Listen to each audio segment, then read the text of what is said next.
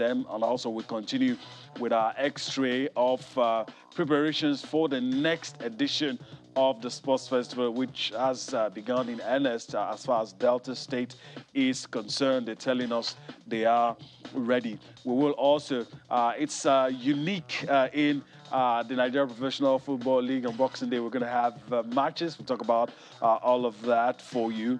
We will also talk about the Super Eagles, the situation with the Super Eagles. Most of the national teams unveiling their provisional squads. Some countries even just going right ahead to name their 28, but Nigeria is yet to do that. And the big question is, who's going to take Nigeria to the AFCON? Is it going to be the names that have been thrown around, or Augustine Eguavoen? We're going to talk about all of that on the show. Then, of course, the English Premier League, the busy festive period in the English Premier League, the very tight schedule. The managers are talking, and one of them is talking about dangers of fatigue and the likelihood of lackluster performances from the players. Then, of course, we'll look at the diplomatic route currently entering into sports. Japan today told the world they're not going to send their diplomats to the Winter Olympics. Of course, they are not calling it for political reasons, but of course, that's what it is. All right, so that's the outlook of the show tonight. I don't know if I'm missing anything out, Austin, but those are the ingredients we're going to cook with tonight. I mean, you're right on point, you know, and it's a testament. Everything that you read out once again shows that it's an action-packed sort of sport. So much going down, and we're just here to talk about it and have fun with our viewers as we, you know, celebrate Christmas. So let's just get right into it. You talked about Delta State, you know, and it's a tale of, you know, keeping the promise. They did so well. In fact, they were dominant at the last National Sports Festival. And what other way can you motivate your athletes? The state government is saying, look, we said we're going to do this and we are going to do that. And I love it so much because, I mean, whether or not we say, oh, don't give money, we say, oh, don't do this and do that, motivation goes a long way, you know, inspiring athletes. And that's what the Delta State government they've done to their athletes who always deliver. I've said that states should go to Delta and, you know, monitor their model and see the things that they're doing. There's just something about their athletes always being inspired to come out, you know, and get the results. And that was what they did at the last National Sports Festival. And with this gesture from the state government, they're already saying, look, we must go out there and dominate the next National Sports Festival that is going to take place on home soil there in Delta State. So, yeah, I mean, this is a good one. I'm sure the athletes will have good things to say after this, because we know we've gone through this where state governments say we're going to do this and do that. At the end of the day, they don't do anything, and it goes a long way in, you know, hindering the performances of athletes. So let's say kudos to Delta State government tonight. Well, we have to. When you make promises and you keep them. I remember we were on the show together when the governor said ₦1 million for each gold medal, and we had to open our mouths because we know the amount of medals that Delta State will win, and we know the amount of money that will come out of the coffers of the state if eventually the promise was kept. And in a short ceremony at the premises of the State Sports Commission, there was a reception. The athletes were there. The promise made to them was kept. Let's listen to the Secretary to the state government, Patrick Uka, talking on the reward for the athletes. So this is just the commencement. From this time on, all the athletes, when they come at their own will, their checks will be presented to them. But we are happy that this official commencement of the presentation is done this morning in fulfillment of what our governor, Ekweme, said. So it is important that we made it in public, and we are coming here in public to tell the world that we are fulfilling our promise. We are most delighted, and at every opportunity we find ourselves, we're always happy to thank you all athletes and officials, led by the executive chairman, for the wonderful way you have maintained what Delta is known for. And I know that the challenge we have now is to see that probably for every event we participate in the next festival, that no gold medal leaves us about. And I know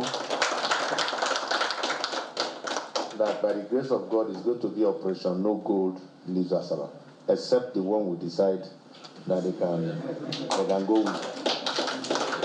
Yes, because we are going to do it with joy, with happiness. If we can be this confident and we did it outside, what then says that just behind our house, that will not do it, when our parents, our brothers and sisters will all be out there to watch you and to cheer you up. All right, confidence oozing out of the remarks from the Secretary to the State Governor. One of the things that struck me in that speech was every event we participate in, no gold medal will leave Asaba. And also, it's instructive to note that they're already thinking about the next edition of the National Sports Festival. Of course, they are hosting, but it's good to have that kind of mentality, and I'm very happy. And I do agree with you when you say the other states should go and check Delta State, look at whatever is working for them, look at how it appears that Delta State is carrying the burden of Nigeria when it comes to athletics. Delta State is probably the only state not allowing our failings to show, because they're doing something that is always the fallback option for Nigeria. And that's why we always talk about structure. We also mention policies, and that there should be a continuity, program in place. If Delta is doing so well, what can Edo learn? What can Cross River learn? What can Akwa Ibom learn? Talk about regional developments. And that's why the ministry must find a way to really have a working system with the states. Delta, to an extent, has shown that, yes, they've got it. And for me, it's not even about what they do. It's about what keeps the athletes going, because year after year, they're bringing out talents that are going on to even represent the country, which is laudable. So the Ministry of Youth and Sports Development should work together with states. We should take those work we've put in documents and bring it out so that we get to do more. Kwara states deserve a mention for what they're doing with the grassroots. Lagos State deserves a mention. The ministry must find a way to sit down and say, guys, let's put words into action. What are the things you guys have done in the past that we should consolidate? What are the things we're not doing in other states that we should learn from the states? I think it's very, very important. Let's go back to Delta. We said that they're already getting ready.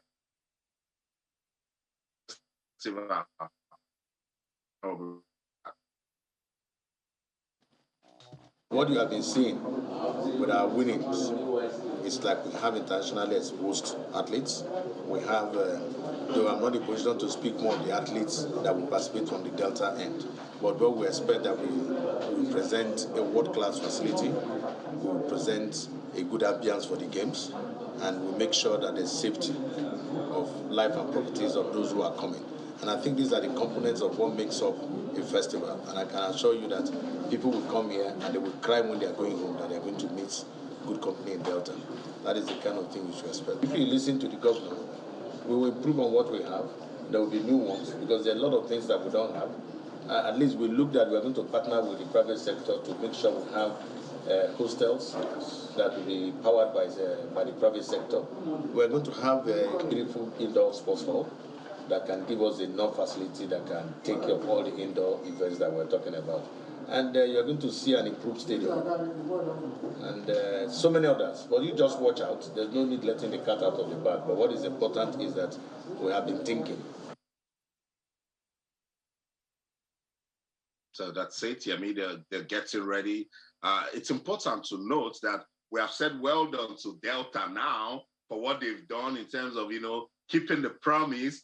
Now we're going to focus on them and the way they're going to prepare for the National Sports Festival, because November isn't far. Infrastructure, very, very important, because when the media starts, exposing things, it's political, it's propaganda, it's this. Now that you're going to host the National Sports Festival, tick the boxes, make sure that everything is okay, like they've said, so that we can have a successful hosting of the games. And if I can add something to what you said, there's this African proverb that a tree that has fruits will attract sticks.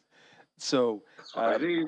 Delta State has Break it down. potentials. Yeah, Delta State has potentials. So surely those comments will come. But like you said, when it comes, we're doing our job. That's the job of the That's what media it is. to highlight whatever is going on. But I do not have any doubt in my mind that Delta State has the capacity to do Yeah. to stage one of the best national sports festivals in recent times. So I do not doubt, especially with some of the modern facilities they already have, and you've heard them saying they're going to build more.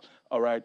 Standing next to the Secretary to the State Government while speaking, there was Tonobok Okowa, who is in charge of the Sports Commission in Delta State. And he also is talking about next year, talking about the 21st edition of the National Sports Festival that will be held in Delta State. Let's listen to him as it gives us more perspective on the things to expect from Delta State.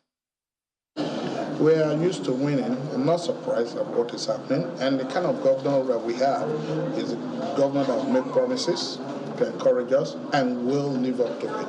So everything that is happening here now, Tony Kowa is no surprise, but we give God the glory. We train athletes, we groom athletes, we catch them young and groom them. Suffice to say that Delta State is the hub of good athletes. We have the coaches. So you'll be surprised that some of them that are from the youth game that we discovered would even compete against people from other states that are even at the senior level. So we have them. We are blessed. Delta State, we are blessed with good athletes. And the truth is, we always train, we always prepare in advance. We don't wait until the competitions are there before we start preparation. So that's why we always do well. And this time it's not going to be different. All right, this time it's not going to be different. Of course, if sometimes you could be forgiven if you're singing your own praise. Sometimes you could be forgiven, and I guess this is one of the exceptions where you can't be forgiven. I talked about athletes. By the way, you just listened to the head of the Delta State Sports Commission, Tonobok Okowa. He talked about athletes discovered at the youth games and talking about some of them having the capacity to compete against elite level athletes in other states. That's massive.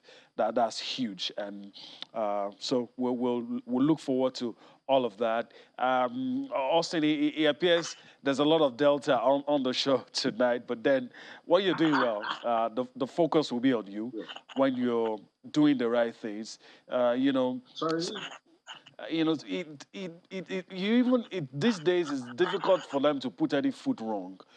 Because it appears like years of practice, years of consistency, years of intensity, doing the right things, has put them on this track, and it's difficult to see somebody that's going to push them off where they are in terms of being at the top, at the zenith of performance when it comes to sports among all the states in Nigeria. I think what other states need to do is try not to see it as competition. Just stay in your lane and do the right things, consolidate on your strength and work on your flaws, and that's the same message we're saying to Delta. It's not like they're perfect yet, but we're just, they've been able to pump up and sustain the level of enthusiasm that they've given to sports development. And time again, we've seen talents come out of the state. Blessing Akangbari, Divine Ududuru, Oganel Guero, Ese Brume. You can go on and on and on. Right now, the best swimmers we have, they're from Delta. So for me, other states should find, with the states in the south that are good with weightlifting, consolidate on it. Imo State used to be good back on the day with hockey. Get back to it. States are good with handball. No Sokoto, they love handball. Bauchi, get into it. At the end of the day, the winner in the middle is Nigeria, and that's why I'm saying that the Ministry of Youth and Sports Development should find a way, to work with these states. But tonight, we're saying kudos to Delta State and for all that they've done, rewarding the athletes, and assuring us that they'll be ready for the 2022 National Sports Festival. and leading the way for other states to jump on a bit of sports development. So it's a good one. I would just hope that this thing becomes nationwide. So as I said, let Nigeria be the winner. Yeah, I agree with you. Once again, I think I also want to add my few words to yours. Probably thanking Delta State for, giving us that benchmark, setting a standard that others have to beat or emulate to be on that level. And we're saying all of this because at the end of the day, it's Nigeria that benefits. And of course, it would be good for Nigeria if everything is working well. And this is why I also want to say that states should not wait till it's August, September 2022 before they start scampering around. If we're really serious about sports development, now is the time. If the hosts are telling you, if you call us tomorrow, we're ready. What about the participating states? What about that production line? We're already talking. Delta is already telling you we've discovered some people from the youth games that are going to progress seamlessly into the main body of the athletes. When you look at all of those things, I hope, like you said, they don't necessarily have to copy. They don't necessarily have to see it as a competition. Do it your own way. Do it your own way, but ensure you get your results.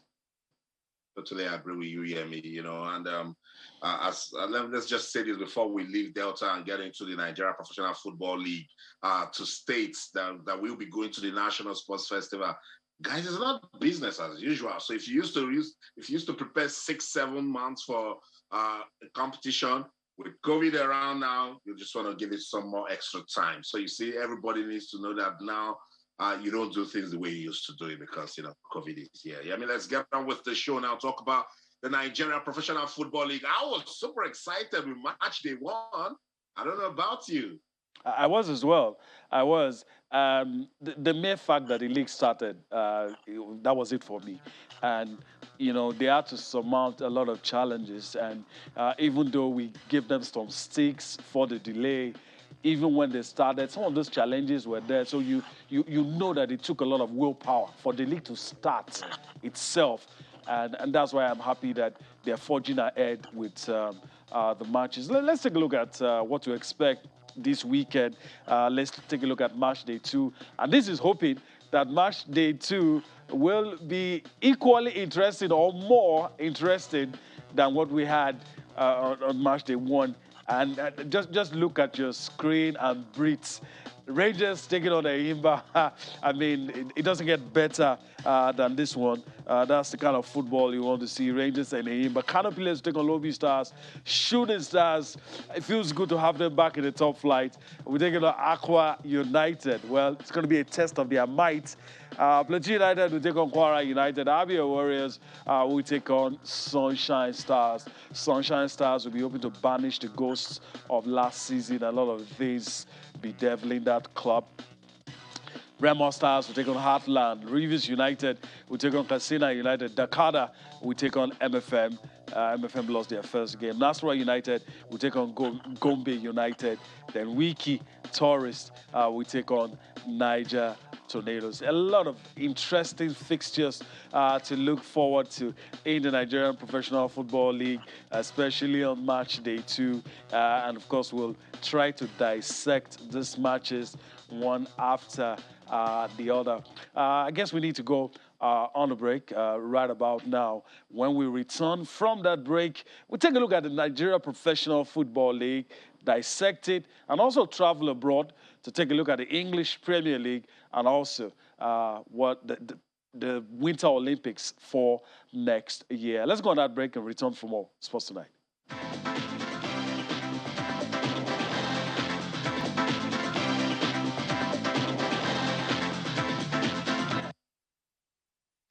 All right, welcome back. We're still on the mat. We're talking about the Nigeria Professional Football League, and we're trying to dissect match day 2. And like I said, this is hoping that match day 2 will be equally interesting as match day 1 was. All right, so Austin, let me put you on the hot seat. Because I'm talking first, I get the chance to do that. What matches jump at you? For me, definitely has to be Rangers and Ayimba. I know, and then I'm wondering who did these fixtures. First, it was they opened up with the Abia Derby with Abia Warriors, and now they're playing Rangers International. So I would say it's good to get out those tough opponents, so that you start gathering the points and no surprises here and there. But what a story we're already having in the Nigeria Professional Football League. Match day one, we got 2 away wins. There were goals. Atlanta and Nasarawa couldn't stop scoring in that 6-goal thriller. Aqua United spanked Kano Pillars. Rangers aimed right there. Rangers went away to Katsina United to win, and so they are pumped up for this fixture against Aimba. Aimba continued their fine run in the Abia Derby against Abia Warriors, winning 2-1. So both teams are in fine form. I know the bookmakers and those guys who put money into football who want to sit in the middle of this one, and it's going to be a draw. This is football. Kano Pillars, they need a win so bad to get their season, going. Same as Lobby Stars. Lobby Stars drew 1-1 against Rivers United on match day 1. So both teams, they need goals. Shooting Stars, welcome back to the league. They went away to Gombe United to pick up a point. That game ended goalless. They will be hosting Aqua United, the defending champions. As I said, started on a good form with their opening match against Kano Pillars. Plateau United, Kwara United should get us poking. Kwara United was a surprise package from last season. Yemi, they continued with a 3-0 win this match they won.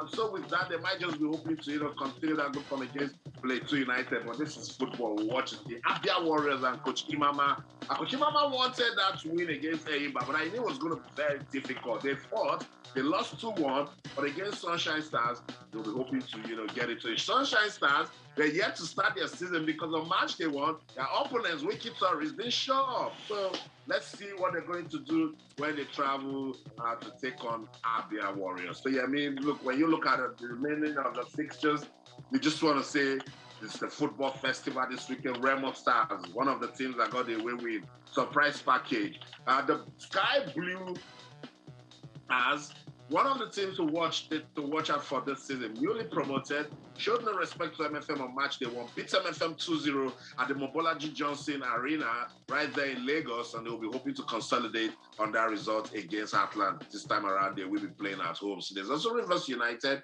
and then Dakada. So much to talk about. It's the Nigeria Professional Football League. I say it ranks amongst the most competitive football leagues in the world. We just hope that we'll fix some things with our football, and then we'll start flying, and then the world will know that, yes, we love football in Nigeria. So once again, super, super excited that the league is back. Yeah, I agree with you in all that you've said. And I'm hoping in the years down the line, when we're talking about Nigerian Football League, there won't be this addendum that we always put at the end of everything we say. Hopefully we'll fix all the things wrong with our football. It's enough to just talk about these guys.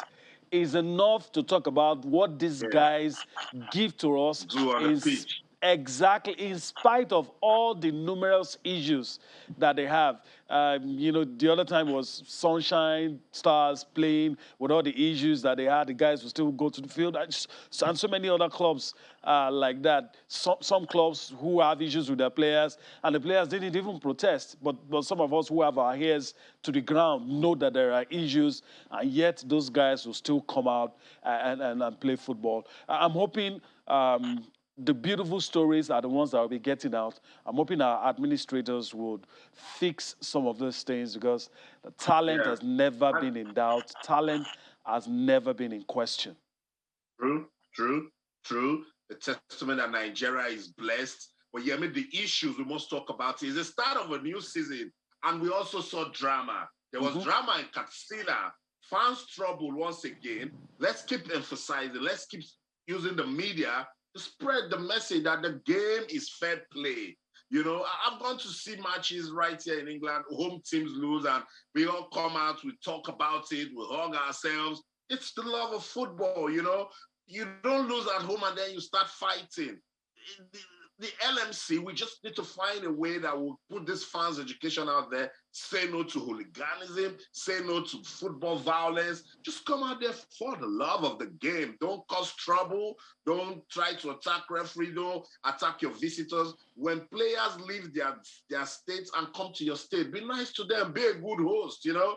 That's how we'll start winning on and off the field. But when we hear some annoying tales, I just go, oh, what is this? After a beautiful game. For instance, Rangers went away, you know, beat Katsina United, and then the stories that followed wasn't good, you know. So guys, let's always remember when you go out there to the stadium, please, particularly this period, it's Christmas. Let's sustain the love. Don't cause trouble. All right. If you're a real supporter, you're not going to do that. So let's not allow passion override sense. Let's enjoy the game of football, and we'll continue on this show to make that appeal. Let's enjoy the game. That's all. That's what we can share. Let's enjoy the beautiful game of football. Yes, responsibly. All right, let's move on the show. We might have to revert back to the league if Alfred Okoligwe comes through for us. But for now, let's move on. Let's address the elephant in the room. It's a hot potato now. The Super Eagles of Nigeria.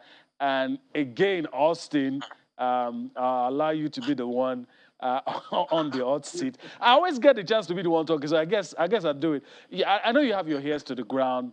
Some of the things filtering through doesn't look good, doesn't look tidy. For instance, you told us you start getting a draw. Augustine Eguavon is in charge. Then again, we are hearing it looks like you want to get somebody who's going to do the job, get on the job immediately. Then I'm asking myself, why go through all that trouble to announce Augustine Eguavon and give him those overloaded backroom staff? And whoever is coming is going to bring his own backroom stuff, because they usually do. They usually do. Then the other question is, the AFCON list that we are eagerly expecting, who's going to drop that list? Is it going to be the new man? Is it going to be Zerezo? If Zerezo draws up the squad list, will the new man have to walk? You know, it's a bit messy, really. Yeah, it is. And it's just telling us again that when you fail to plan, you're planning to fail. So it means you just want to get a draw out and you didn't have any plan. So, it's okay, quickly, let's bring in Cerezo. He's the guy we always run to when there's a problem. He was technical director, so when he comes in, we'll just say he's interim technical advisor. Use all of that to just confuse people. With 16 days to go to the AFCON, you'd expect that we have a list by now. Why is this very important? Even if you're not calling them to come, if they're not playing, if Yemi is on the list, Austin is on that list, Yemi, we can call ourselves and say, so you got you on the list. We start planning. We start talking about it. That's mental preparation. That's not happening. They're looking for coaches. If the coach comes, the coach will get to work right away. It talks like he's going to play Principal's Cup. He's going to play the Africa Cup of Nations. And with the way football is going in Nigeria, the fans are impatient now. They are not going to get any form of excuses, because you have shown them that you want to do some things the way you want to do them. So now they just want results. Not much coming out. They're not talking much. I think particularly because they are focused on getting a foreign coach, which I doubt is going to happen even before the AFCON. Because if you're getting that job, they're definitely going to be targets. You have personal targets. The NFF will give you targets. We all know that the ministry was also involved in this let General leave. So targets will be everywhere, which makes the job very, very difficult. But right now, what we've seen, the only update we have is that Augustine Eguavon was appointed interim manager, and then we're just waiting what's next. Which begs the question, what does this do for Cerezo's confidence? The understanding we all had was, at the worst, this guy will handle the Nations Cup and the playoffs. I may be wrong, but that's what I thought. And that's what a lot of football fans in Nigeria hard on their mind. Now, if eventually we don't get a coach, what does it do for Iguavon's confidence? Because he'll probably be sitting back now and say, oh, let me forget about this plan that I have. I may not be the one to take these guys to the Nations Cup after all. Now, if it happens that you were not able to sort that out, you're already putting an excuse in the bag. Everyone just needs to stay focused here, me. We always say something about protecting your name, protecting your status, your prestige, and what you've been known for over the years. He needs to keep his eyes on the prize. Remember, when he was appointed, I said, I love him. He's a professional. He's thorough, But can he work with these guys? Those guys who make decisions in the background and then just frustrates the whole process. That's what Iguavon needs to understand. That look, this person is around, but I just need to do my part. He knows that the job is interim. He knows that at the end of the day, if nothing works, they're going to say, okay, we told you you're going to do this, so get on it. So if I'm Iguavon, just face forward.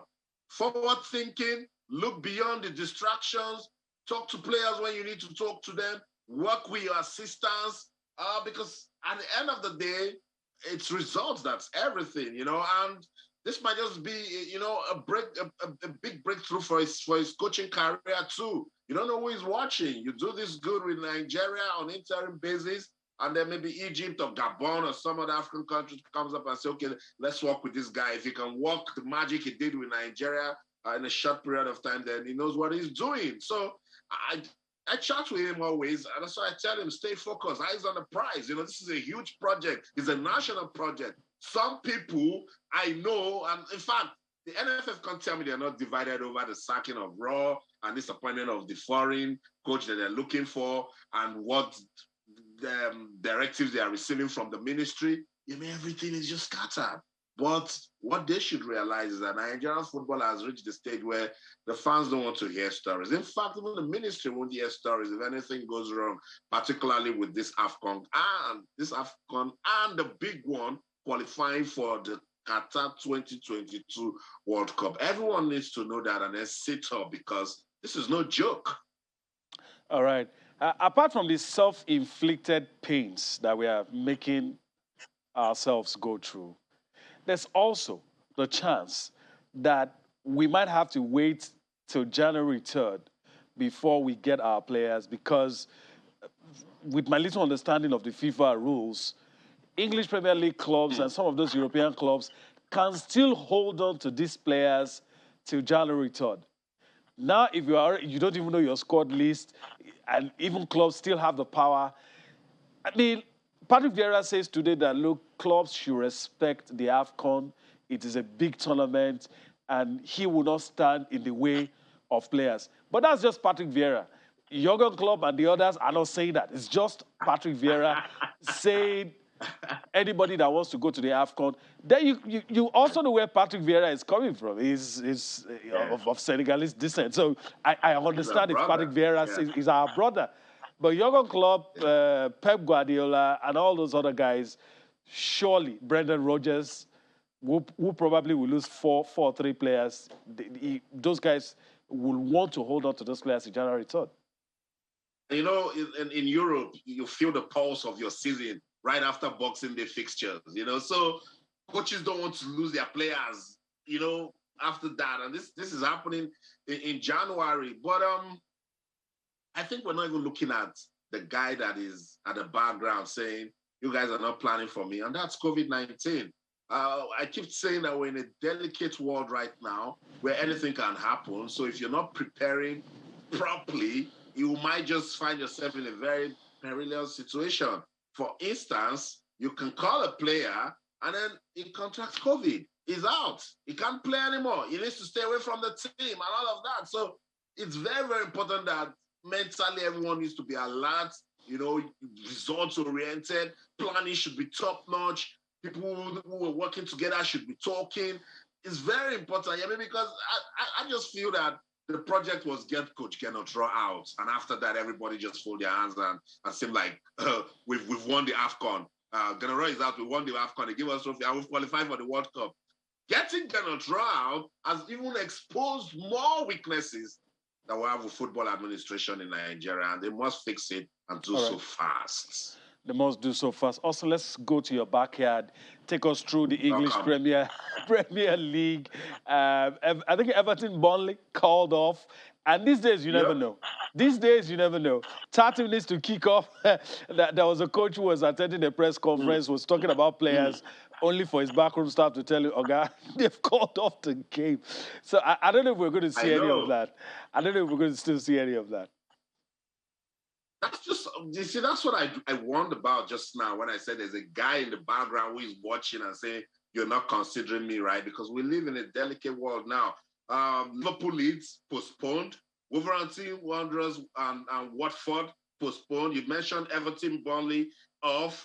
So we're just hoping that the other Boxing Day fixtures, and these Boxing Day fixtures, I mean, you know, it's a tradition right here in the English Premier League. Everyone looks forward to it, but we'll work with the ones that will still have, you know, going. Manchester City, Leicester should get us talking. It's a big game. We'll see where that will go. Norwich will try to stop inform Arsenal, you know, so we'll get to see how that one will go. Tottenham and Crystal Palace, that will be a very, very important game for Antonio Conte and Patrick Vieira. We're listening to Conte, he's talking about it. I watched Tottenham West Ham in the Carabao Cup 2 nights ago, and Tottenham, they really look like a team that are getting their vibes back under Conte. West Ham will hope to pick themselves back up after losing to Tottenham in the Carabao Cup when they host Southampton. They've been a decent team until that injury to Kozuma and Ogbonna, and now you can tell that their defense line is a bit shaky. Aston Villa will host Chelsea, while Brighton will take on Brentford in the English Premier League. So much going down. Let's listen to Conte. I mean, we'll come back and then we'll talk some more about these Boxing Day fixtures. I have to be honest. I think that it was a meeting that.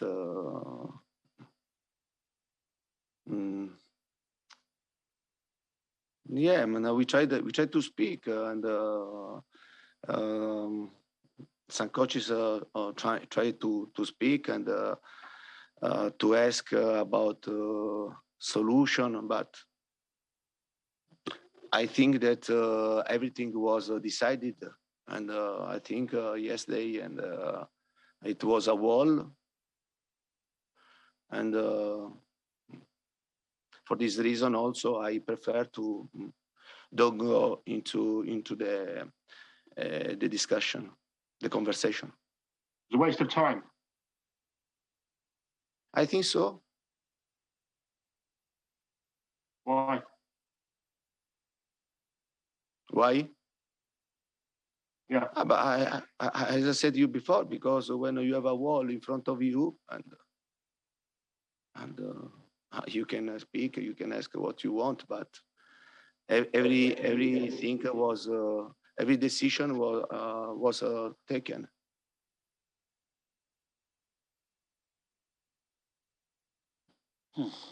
It's tough, these days, you know, and as he said, coaches didn't have a chance to, you know, speak. And these days, does your opinion really matter? Because even the Premier League, they're just doing the bare minimum, which is play games when you can.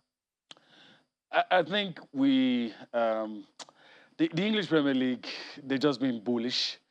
Like Bolu said yesterday, they try to be different. They're always different, sometimes for the wrong reasons. You don't want to cancel fixtures, yet you say you're not going to alter 3 substitutions when everybody elsewhere is doing 5. Coaches come for a meeting, but even in that meeting, like Conte said, I mean, and he looks frustrated, really. He looks frustrated. I don't know if you checked him out. He didn't want to say anything. They were just, when the guy said a waste of time, he said, yes, it was. Because you can't sleep. He's angry with the situation. Yeah, we are deliberating on matters that have already been decided. You know, and that's the way he feels about it. And I feel for him. Because if you listen to the full length of the clip, it says we have to be careful. We're going to see lackluster matches. Because if clubs have to play 2 matches in 3 days, we're definitely going to see fatigue will come into it. Like, and he talked about his own team. He said, half of my team has COVID. They are recovering. And they have to play 2 matches in 3 days. And you're not even thinking of allowing us to do 5 subs so that we can protect these players. I don't know. I think the English Premier League, the guys in charge are being rigid. There's nothing the Premier League can do. Rules are rules. And if they keep bending it, because COVID is here to stay, before you know, they won't have rules anymore. And while Conte is pissed and some other managers are pissed about this 5 substitutions, there are other coaches who are in the background saying, let's stay with 3. Because some people will believe that this will work to their advantage, that they've not suffered any, they've not suffered cases with COVID-19. So it's about reaching a compromise, being in the middle, and that's what the Premier League are trying to do. I spoke to someone at White Hart Lane the other day. I said, look, we're just trying to have games. Will it be better if this becomes a problem and then we cancel the games? We saw it when COVID-19, just happened, and they don't want that. But Austin, I understand. Yeah. One of the things I learned from a diplomat friend is if you really want to have deliberations, if you really want to arrive at a conclusion that is good for everybody, don't appear to be saying that some things are off the table. And that, to me, they came into that, whatever meeting that they had, like the guy said, say whatever you like. We are not shifting these matches. It's a tradition. We have matches on Boxing Day. We have matches on New Year's Day. If you have 14 teams, if you have 14 players, you will play. Whether the rest have COVID, we don't care.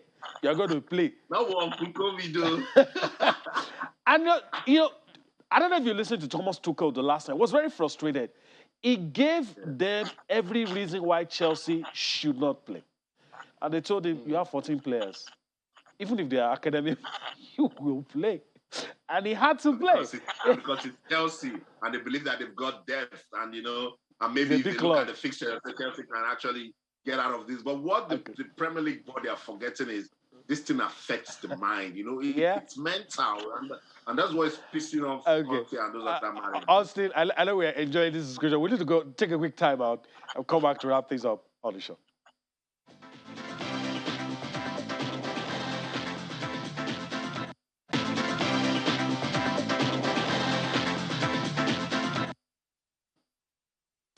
All right, we're having a conversation around the English Premier League. Also, let's just listen to Antonio Conte again, talking about he has resigned to fate. There's nothing he can do. He knows he has to play.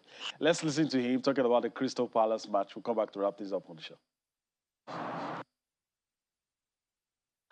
Yeah, and it's not easy. It's not easy for us. It's not easy for all the teams, and to play after only 1 day is not simple, and you have to manage the situation very well because the risk to lose players for injuries, and I think this we have to pay great attention, especially my team, and because don't forget that.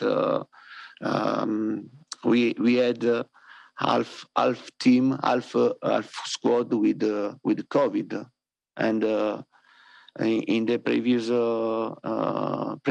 in the press conferences, I said that when you take COVID and then you have to live with this situation for 2-3 weeks. After you finish, to have COVID, and we have to try to manage the situation very well, and because for sure physically and a bit the players with COVID they are not 100% fit, and but we must be ready. And for sure, in these 2 games, we try to rotate the players to find a good balance, a good solution. Also, because then we want to have a good result and not only to play 2 games. Well, I've been instructed no chit chat. We gotta close, but that's a good place to leave it on the show tonight. Antonio Conte has resigned to fate. We'll back here again next week. Take you on the trip across the money spinning world of sports. Right here in Lagos, I'm Yemi Adebayo. We'll see you again next week. It was good doing this with you in London. I'm Austin Okonapan. Merry Christmas.